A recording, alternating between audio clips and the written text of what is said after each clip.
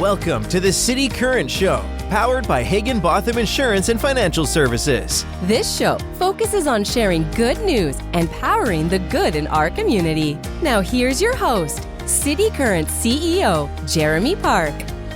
Welcome to the City Current Show, powered by Higginbotham. I'm your host, Jeremy Park. We're always honored to bring you inspiring stories of individuals and organizations making a difference, empowering the good. And in this case, we're talking about the power of podcasting. That's why we're honored to have with us Derrick Michaud. He is the owner and executive producer with SRP Studios Podcasting. How are you doing, Derrick? Hey, Jeremy. Thanks for having me. Great to be here.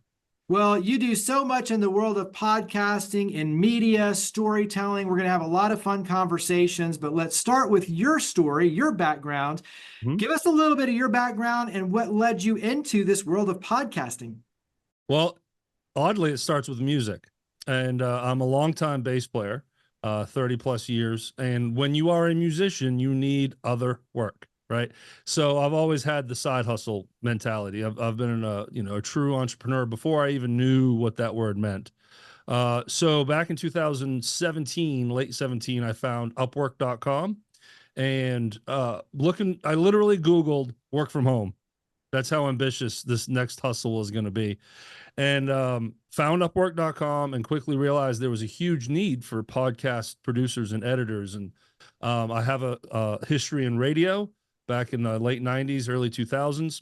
So I was familiar with audio editing and production and how to format. And I'm like, you know what? I think I can jump into this. So after a few months of sending out proposals to the abyss of no return, I finally landed a client. And that's how it all started. I had one client, started in January of 18, just editing the audio. And it kept growing and growing and growing. To the point where I realized in order for me to take this to the next level, I needed to scale up and get a team and start hiring other editors, and made it a legitimate LLC and off and running. So that happened mid 2019, and 2020 was a crazy year, amazing for podcasting. And so it really helped me launch and blow up. And here I am today. Now I own a studio, a brick and mortar in Hernando, Mississippi. And I opened this last February. So after a handful of years just being a virtual business, working from home, helping clients produce, launch, coach, do their editing, both audio and video, for a number of years from home, virtually. Now I have a facility where not only can I provide upper level services to local people where they can have a studio to access. I got cameras, the whole bit. But I also now create my own content for communities, which I'd love to get into here in a minute. But it's allowed me to be a better creator and create content that garners monetization through sponsorships and advertisers. So I have a full scope as far as what I can provide now. But yeah, it all started with being a musician. Hey, well, and that's, you and I have some similar DNA on that side for sure. And I definitely want to talk about the storytelling, the community aspect. We'll go there in just one second. Talk about technology, because you mentioned, obviously, you have the brick and mortar, the studio, but you also have the ability to do things virtually and work with clients all over the world. That's a big piece of this as well. And so talk about technology, how technology has enabled new opportunities, and kind of where you are with the studio and the virtual component as well. Well, Zoom is still an industry standard. Look what we're doing right now, right? So just even communicating with clients, it's been huge. And a lot of people will just record their interviews on Zoom and then just send me the files. And then my team uses all the different audio programs, Reaper, Adobe, you name it. I just let them use what they're best at, as long as the quality is great at the end. In terms also with video editing as well. So it's really a communication through email and Zoom, and then you put a system together, whether we're sharing a Dropbox folder or a Google folder, and then you just start working your system. Because what's interesting about podcasting is it's repeat business, right? If you want to have a real professional podcast, at the minimum, you want to do one a week. So you just follow that timeline, and it just turns into I mean, there's some times where I don't have to communicate with a client for some time because we're just in the flow. So that's always been good. Now there's other platforms like Zencast or Riverside FM that have been designed more for podcasting, which come with extra bells and whistles, which is nice where it comes to file separation. Now AI has tapped into these platforms where they'll cut clips for you, transcriptions, so many bells and whistles, better audio quality, better video quality. But as I always say to any new podcaster, start simple. It's more important to create good content and get it out there and then build your equipment as you go. Because I've seen a lot of people invest thousands of dollars in stuff, and then it comes down to, all right, now time to work. And podcasting is not easy. It takes a lot of time to be a host, as you know, research, booking. So that's my first big tip is just concentrate on the content and get it out there as best you can and build from there. Yeah, absolutely. Well, let's dive into the ones that you produce. So talk about some of the podcasts that you and your team produce. So the first time I dove into being an executive producer on a bigger level was starting a podcast for my community here in Hernando, Mississippi. I had just moved here in 2021. I have this funny story about bumping into a friend at the farmer's market, and he's a micro roaster. He makes coffee, and he tells me that our ice cream place down the street uses his coffee. And it just became Mayberry, and it blew my mind. And I'm like, how do I get involved? Because at that time, still no studio. I'm working from my bedroom, right? So how do I make this happen? So came up with this idea to start a podcast. It's called The Real Hernando, and created a full network. It's YouTube, Apple, Spotify, Facebook, Instagram, TikTok. It's got its own website, therealhernando.com, where it's all harnessed.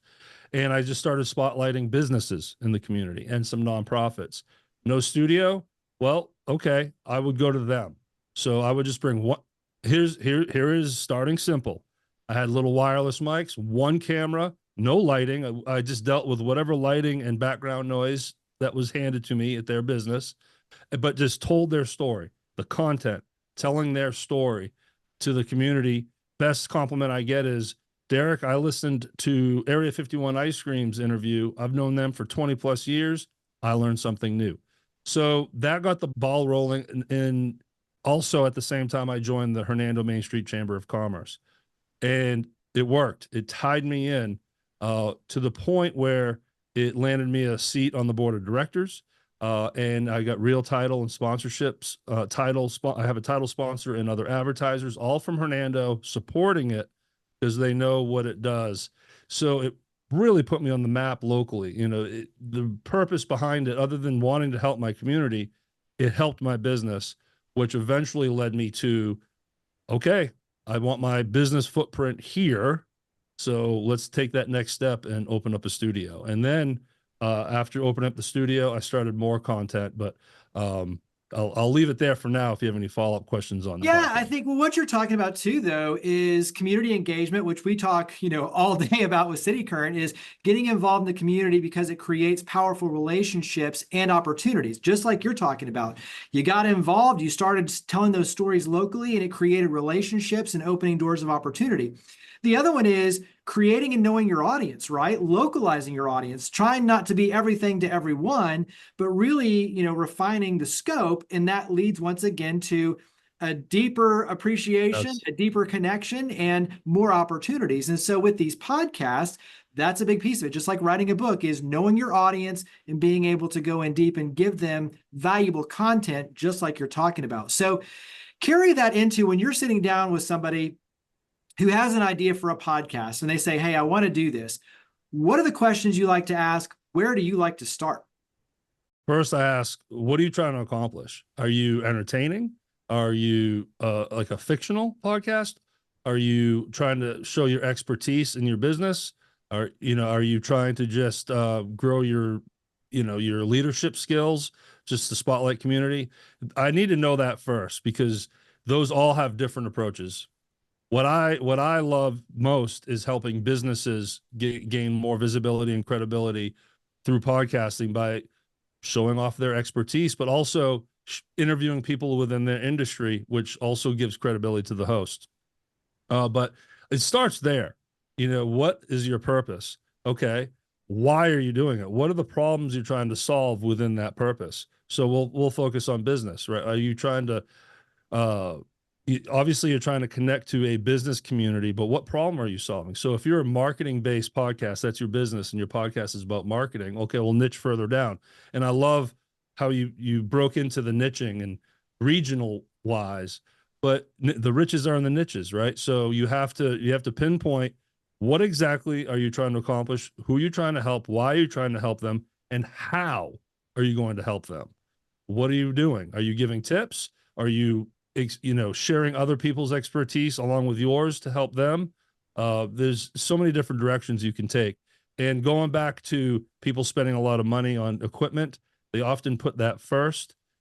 Before you even think about buying a microphone, you have to do this first. You have to put what's sort of like a business plan in place. The who, what, why, how, where. And then also, are you willing to put your personality in there? Because at the end of the day, people buy people. So they're coming to you for the resources, whether you're interviewing someone else's expertise or it's yours or a combination of that. That's the first coaching program that I would have with a new client. Yeah, let's dig in deeper on that. And I do love that the riches are in the niches. That's awesome. I like that. So let's dive into the host, because I think that, just like you're talking about, people overlook that. And that is a big ingredient to success. And it's your personality, it's your charisma, it's your energy. People forget about the energy. And if the host isn't having fun, the audience isn't having fun either, right? So when you're talking to somebody who's going to be a first-time host, what are a couple of tips you like to give them? Well, you want to be consistent with your output. So sit down, go through all the who, what, why, how, overall messaging. Okay, great. You got that in place. And then map out 10 episodes. If they're non-interview, okay, then what are the 10 topics you're going to hit? Is there an arc to them, or are they just standalone? But prep those out first. If you're going to do interview-based, book some guests, do that research, get them in place. And then, okay, you're in place. You get your equipment. You have your awesome equipment. You have your plan in place. And then create the content and do what's called batching. Now you've set yourself up for success, because it's a lot of work. And if you're scrambling to if it's Monday, your episode is due Thursday, and you don't have a guest, and you're trying to book on Wednesday and then give it to me to edit, it's a problem. So we're all busy. Podcasting for a business is just a small piece of their pie. They have way more going on too. So that planning aspect is critical. Now, as far as actual hosting, when you, let's say, interview, okay, you want to tell a story, you want to arc it, you want to create a outline for how you would like the interview to go, but flex.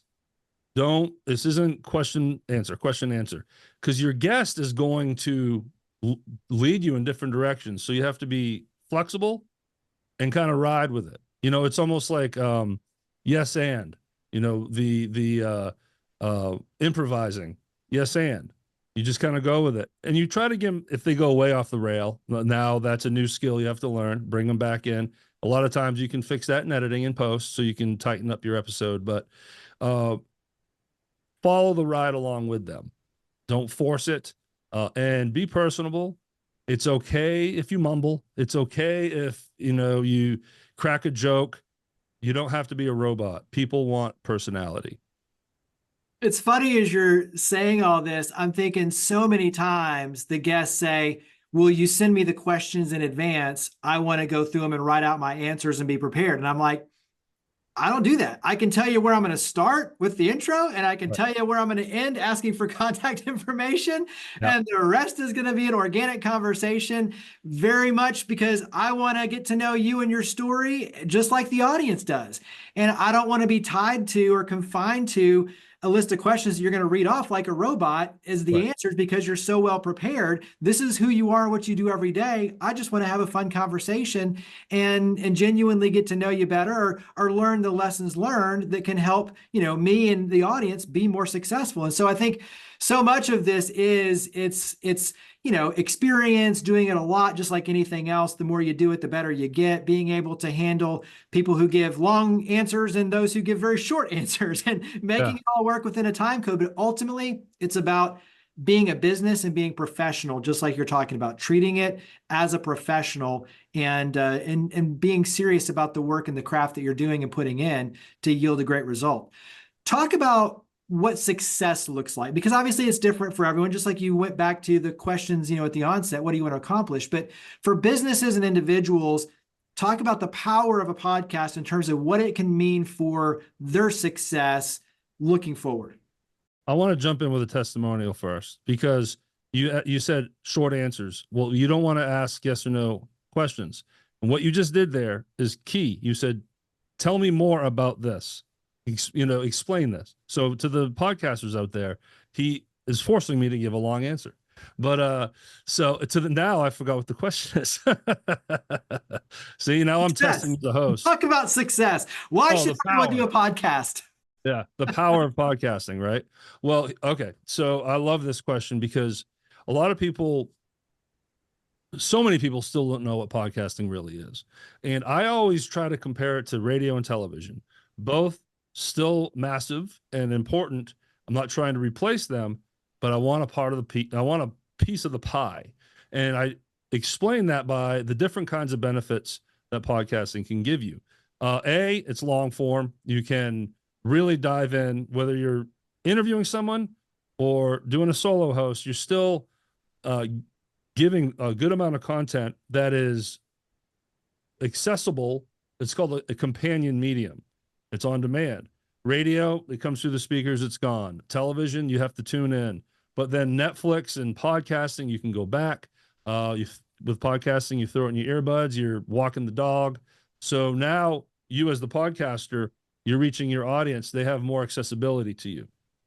Then the kind of reach it gets, it can be listened to around the world. And the way you can tie it into social media, you have to have social media with your podcast. That's your tentacles. That's your channels out. So now you put a podcast episode out there that has your expertise. It's on your Facebook page. Well, now people can comment to you. They can ask you questions. They're sharing you. So now you got all kinds of different growth. You're reaching new audiences. And if there's a podcaster out there that already has a great platform, but looking how to monetize through sponsorships and advertisements, those are key benefits to give them. If they advertise on a podcast, it lives forever. It's in perpetuity. If you throw it on YouTube, someone starts following your podcast, YouTube's going to spit a 4-year-old episode to you that will have that advertisement still in there. Social media, you can tag the business, sponsored by. You tag them, clickable. It's accessible. Your advertiser can be reached clearly. Give them their website. It's clickable. You can drive by a billboard, can't click anything. You're certainly not going to try to write anything down. It's great visibility. It has its purpose. But podcasting, when put into the network of social media, I think of them as a network. Like when I started the Real Hernando, I knew it was more than just Apple and Spotify. It was YouTube, Facebook, Instagram, TikTok. You can promote with clips. You have this way to really spread everything out, but it has longevity. It has in perpetuity. It's just like Apple. Someone finds a new podcast, they're going to scroll down and they're going to look for these titles that might trigger them and to want to listen. So now your content lives on. If you have advertisers, their ads live on. That to me is how powerful podcasting can be and unique to the other major mediums. Absolutely. Well, this is one of those conversations that could go on for a long, long time, but let's go ahead and wrap up by letting everyone know where they can go to carry this conversation forward. So mention website, social media. Where do we go to connect in? SRP Studios LLC.com. You can follow me on Facebook and Instagram. Facebook is at Shell Bureau Productions. Instagram is at SRP Studios LLC. We talked about this before we started. It's so many different things, but SRP Studios LLC.com will connect you to all of those places. If you want to check out that podcast I mentioned earlier, the realhernando.com, tap in. You're going to learn a lot about the Hernando community and DeSoto County community. 615-944-4944. Call me directly, or you can email me at derek@shelbyroadproductions.com. Makes it easy. Derrick Michaud, owner and executive producer, SRP Studios Podcasting. Thank you for all you and your amazing team do to power the good. Thank you for coming on the show. Thank you, Jeremy. It was a pleasure. Thank you. Higginbotham Insurance and Financial Services is proud to power the City Current Show. We're a people-first company that protects what matters most, the families, businesses, and trailblazers that keep our community going. As one of the nation's top independent insurance firms, Higginbotham is a single-source solution for business insurance, employee benefits, HR services, and personal insurance that's customized for you. We're here to serve you, the people you care about, and your community. Call 866-377-1959 or visit higginbotham.com.